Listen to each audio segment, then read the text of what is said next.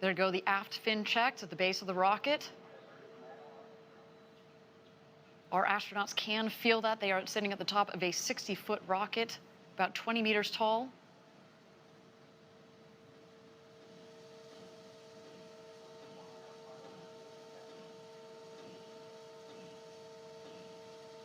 T-minus 1 minute.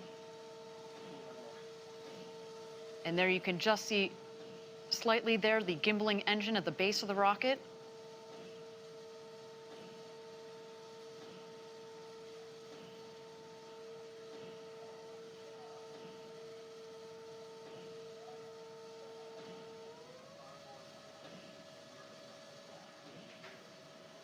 All right, everybody. Chris Bosshausen, Glenn DeVries, Audrey Powers, and William Shatner are about to go where very few humans have gone before.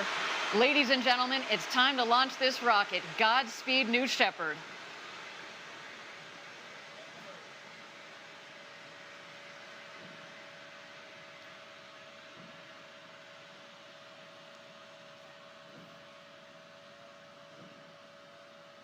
Minus 10, 9, 8, 7, 6, 5, 4. Command engine start. 2, 1.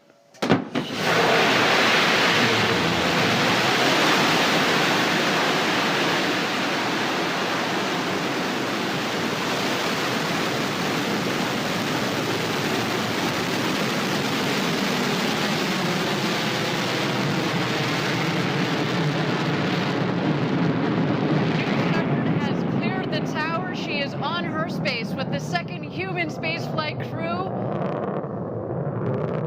What a launch. We are on our way to Max Q, the first milestone here on its flight to space.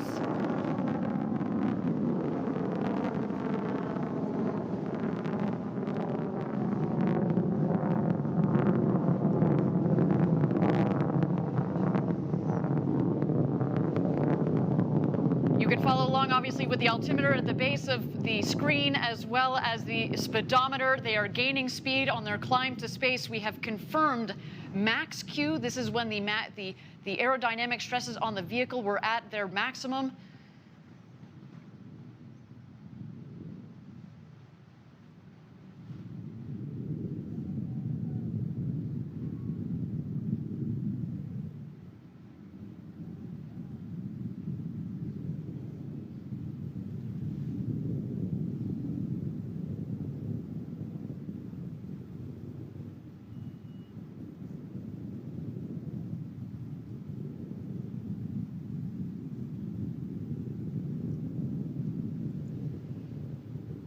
Thank you again, everybody, for joining us live for New Shepard's second human flight with Audrey Powers, William Shatner, our customers Glenn DeVries and Chris Bosshausen on board. They are well on their way to space. So far, a nominal flight, a clean burn on our Blue Engine 3. New Shepard giving them a beautiful flight to space this morning. The rocket is climbing towards an altitude. We're aiming just over the Kármán line, the internationally recognized line of space of 100 kilometers.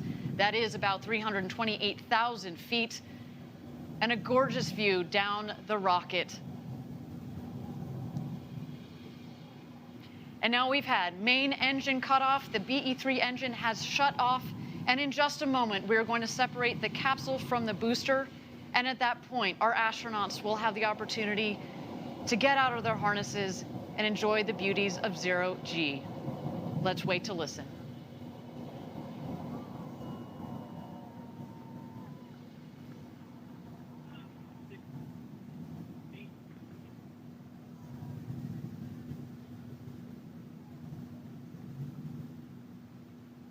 And there you can see a clean separation between the capsule and the booster.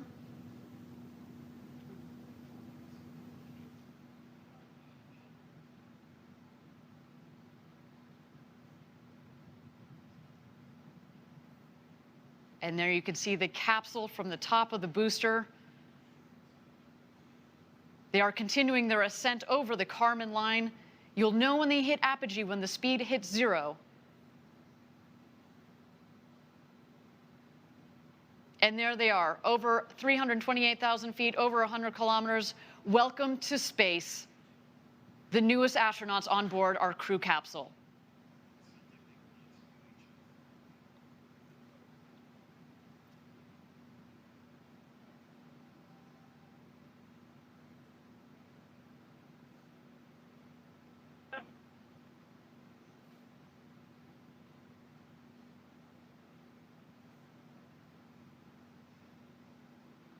And there they are. They have just about hit their apogee at about 351,000 feet. God. Weightlessness. Oh, Jesus. No description can equal this. Wait. This is nuts! Oh, This is God. Oh, I'm telling you. holy hell. Oh, goodness me. Oh.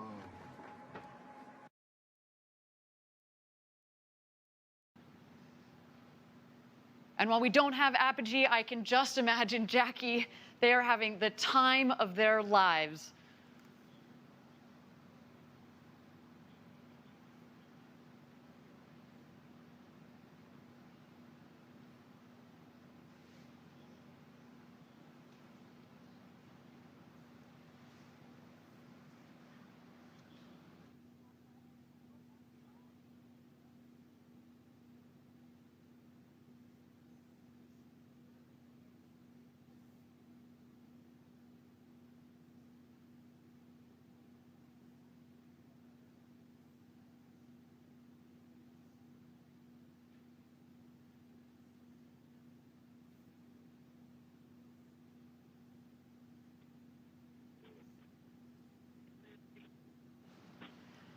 Thank you again, everybody, for joining us live from West Texas. So far, a nominal flight for our second human crew. So exciting, Jackie, to have sent Captain Kirk himself, William Shatner, to space. I cannot wait to hear his commentary upon return, as well as our two customers, Chris Bosshausen from Australia, to all the fans tuning in from down under. A big shout out to you guys, as well as Glenn DeVries and our very own Audrey Powers. They are coming back home. The booster, of course, is going to beat the capsule back home. It is more aerodynamically shaped, of course, at the base of the capsule. It's kind of a blunt end, so it's less aerodynamic. What we're going to see coming up shortly is at the top of the rocket, we have the ring fin. There's some what we call the pie fins that extend from the ring fin, as well as the drag brakes. The pie fins, the wedge fins, help stabilize the vehicle, kind of like the feathers at the back of an arrow. And then you will also see the drag brakes. And as you mentioned, Jackie, it cuts the velocity dramatically. There you can see the wedge fins are out.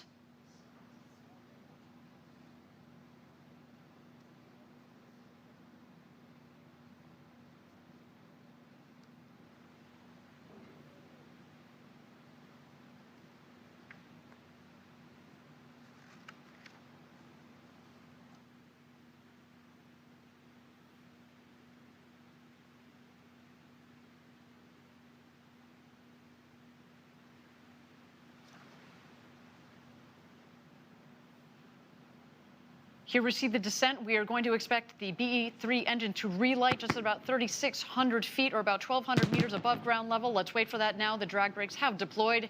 And here we come, New Shepard.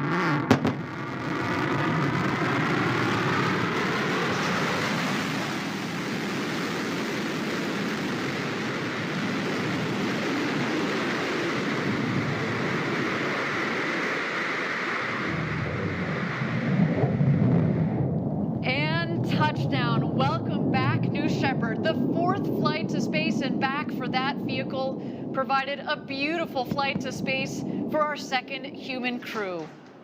Wow, that gets me every time we do this live down here in Texas. The sonic boom is so cool. Drag brakes are folding back in, as have the wedge fins. Just looks like you could fuel her up and go again. What do you think, Jackie? And even when you know to expect the sonic boom, it still catches you off guard every time. Talk about a rumble. A beautiful sight of our New Shepard rocket there in the West Texas desert. But of course, the show is not over. The capsule is descending. We are waiting for first the drogue chutes to deploy. Those are very much like the guide parachutes They will subsequently be followed by the main parachutes that will first reef and then fully inflate. And there go the drogue parachutes.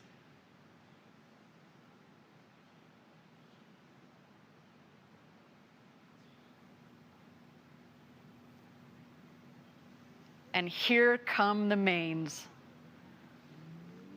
Whew, what a flight.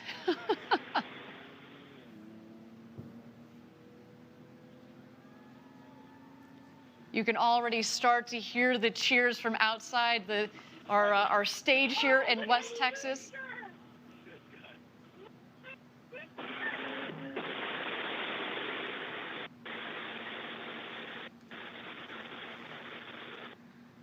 I just threw a piece of fossil up.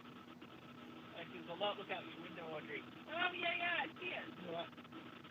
I can't see the booster. Where is it? From the cover. It's going to rotate. Where is that?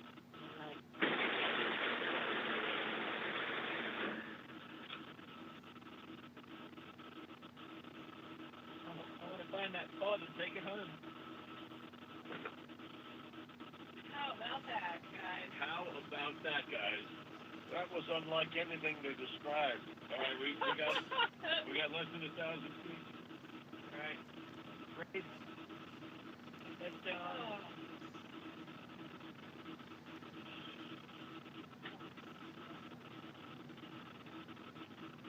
And here comes our crew back into the desert. Everybody.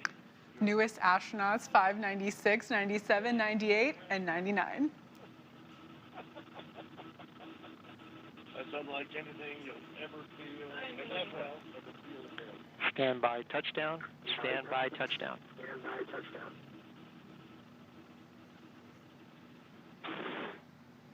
And capsule touchdown.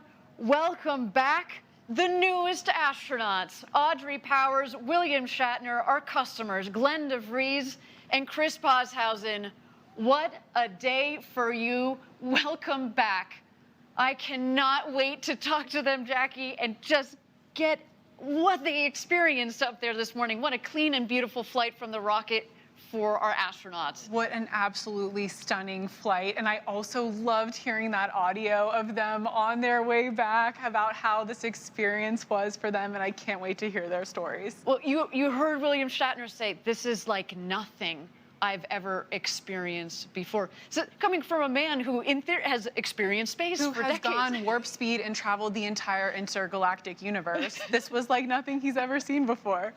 What a day for our astronauts. So now our team is preparing landing safety operations and recovery of our astronauts from the crew capsule. We'll be on the ground at the landing site to follow the action in just a bit, maybe even talk to the world's newest astronauts. Some absolutely breathtaking stuff. And I'll note that you're going to see the recovery team show up very shortly because we actually send them out before the capsule has landed, because through our modeling, we get by now we're very, very good at analyzing where the capsule is going to come down, given where we know. Very precise on that landing. Exactly, where the winds are.